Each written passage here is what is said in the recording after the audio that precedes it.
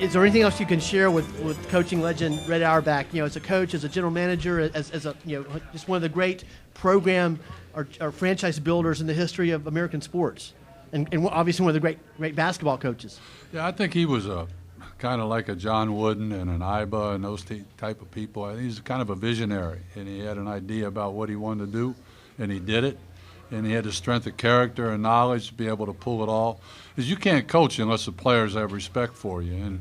And to have a team to win that many championships, you have to have a special relationship and a bond with your players. And he and Russell were really, really tight. I mean, they respected one another, and they maintained that respect for all those years and were great friends, until Red died.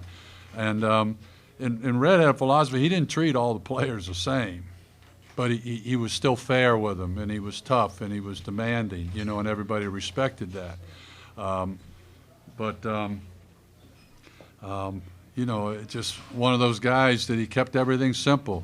They had an all-star. Players, the coaches in the NBA, and Red especially, used to go over and do a lot of goodwill clinics over in Eastern Europe.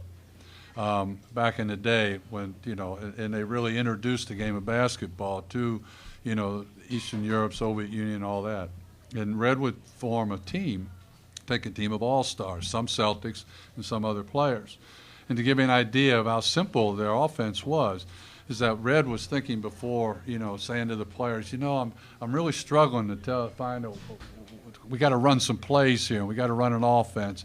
And we don't have much time to work on it, and I'm really struggling to decide what I want to run. And Bob Pettit and a couple other guys said, Red, don't worry about it. We know your plays as well as your players know your plays. Because you run the same thing all the time. There's only 8 teams in the league. We play you 16 times a year. We know your stuff. Okay, that made it easy for them. So they run the 1, 2, 3, 4, 5, or 6. That was it.